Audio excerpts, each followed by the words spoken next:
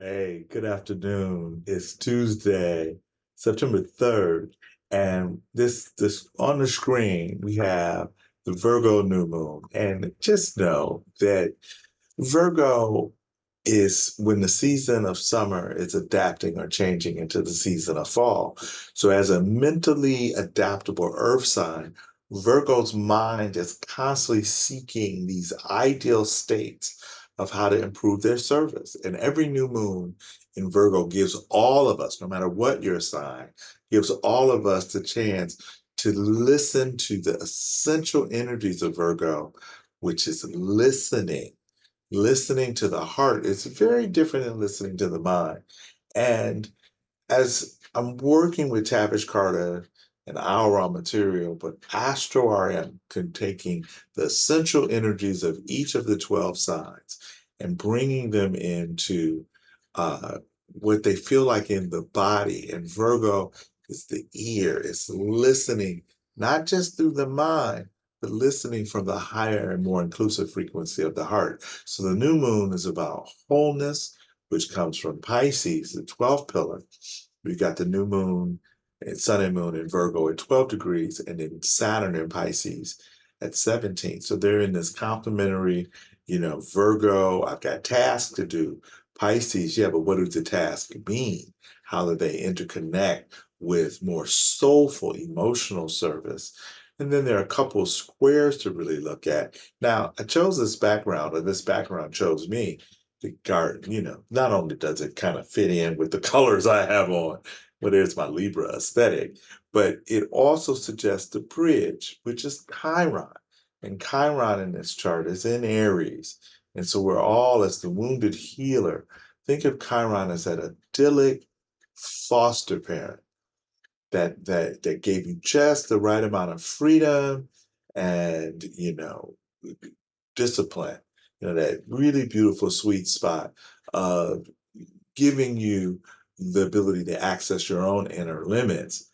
Chiron and Aries, and realize that our country has Chiron and Aries when we use July 4th, 1776, and we had to fight for our independence. And anything in Aries is a fighting for or coming into understanding your independence is on an inner level. You might get all of these issues, but the bridge with Chiron is from the Saturn over here in Pisces, you know, to Uranus in Taurus. Chiron is the bridge between the past. All of us are looking at the past, whether it's the past in this life, our ancestry, or if you're a historian and you are looking at the last couple thousand years of the Piscean age, ages move backwards. So the last couple thousand years would have been the age of Pisces, which is the advent of Christianity. The fish, not to get to wade so much into it, but just know our essential ability to recognize that we're not born in original sin, that we're not born guilty or easily shamed. And with Neptune in Pisces being activated by Mars and Gemini here, imagine that what's happening is that the penetrating energy of Mars, that ability to act on, to make a mark, and Neptune dissolves the ego. It dissolves conflict. It recognizes that we're all interconnected. And so Neptune and Mars can have an uneasy relationship for sure. But when you use that martial energy to search and to find and to accept all that's within, our raw material calls it wholeness, that from the perspective of the soul, all moments are perfect in terms of our evolution. And so with the Mars and Neptune from Gemini, that separates and categorizes, and Neptune brings everything together. It also speaks to the lower energy or the more dense energy of the intellect with Mercury and Leo squaring the Uranus and Taurus. So we've got this intra conflict between the linear intellect, Mercury and Leo, which is just getting out of its retrograde cycle, from last week in terms of the holistic or the instantaneous viewpoint of Uranus. And sometimes Uranus is just a sped up neural pathway. So it's still intellectual, it just gets to the answer faster. But typically, when a Uranian or Aquarian energy, and our raw materials, the pillar of aligning with ideals. So when that energy aligns with a higher inclusive ideal, then what happens with Aquarius and Uranian energy, kind of an all for one and one for all, the body feels those interconnected dots, that interconnected roots, and then the answers just come in terms of this applied knowledge, also known as wisdom. So with that square from Leo to Taurus, it's important that we look at the pride issues. It's one thing to have pride in service, pride in what we accomplish. It's another thing to have pride that requires kind of a stubborn adherence to being right or stubborn adherence to not listening, Virgo new moon, or putting someone down, or looking through the lens of the ego, separate qualities and with Neptune at the last degree of Pisces, Pluto retrograding at the last degree of Capricorn, Mars at the last degrees of Gemini, and Uranus retrograding at the very last degrees of Taurus, realize that the outer planets of which that Chiron is bridging, hello Golden Gate again, in Aries, is bridging that past 16 years of Pluto and Capricorn, the past 14 years, 12 now, but it was since 2012, of Neptune and Pisces dissolving that illusion that we're separate. And then with Uranus getting to the last degrees of Taurus, we're in a transitional year, beyond, bridging from one state to the other, where this ego has to dissolve, has to recognize its basic interdependence, its ability to consciously develop the ego. I just heard this acronym, ego, edging God out. Ego, edging God out. Well, if we see God as the best of us, embodied within our physical body, and recognizing that we're 8.5 billion different aspects of this cosmic consciousness that elevates and includes, then we can utilize our ego energies on a scale of supporting wholeness, supporting interpenetration and connectedness.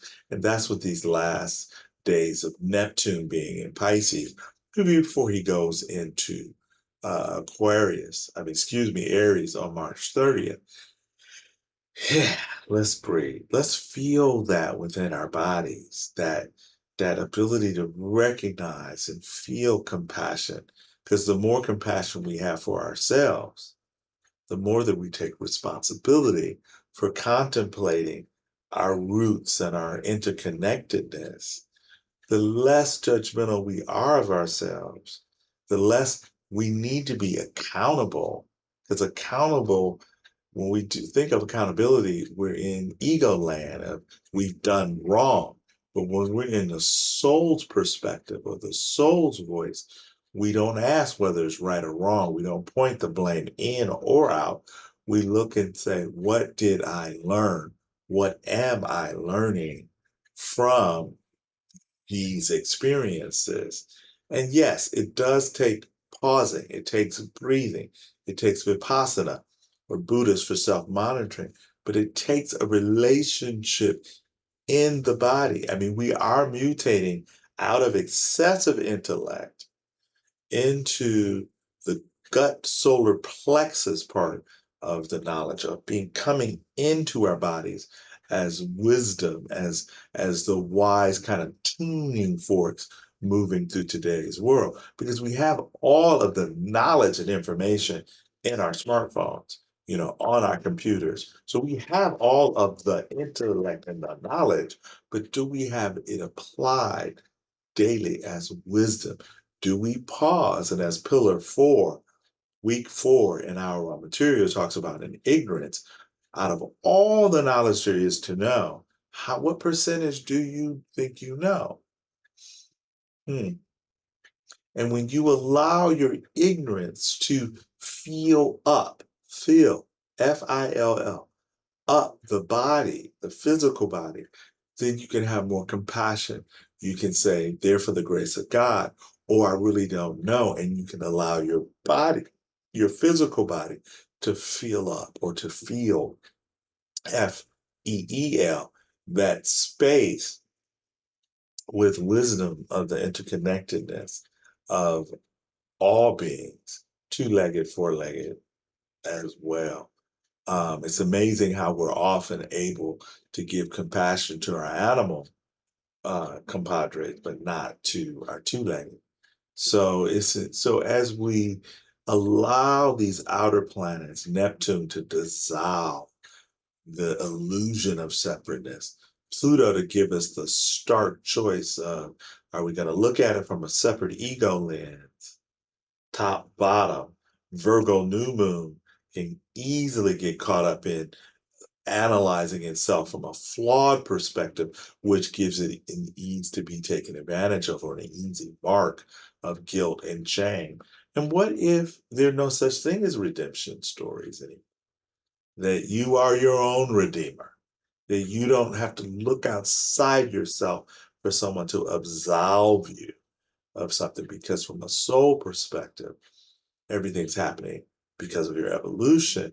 And in that, you grow up and within. And so Neptune dissolves, Pluto gives you ego or soul choice. Are you going to regenerate into inclusiveness?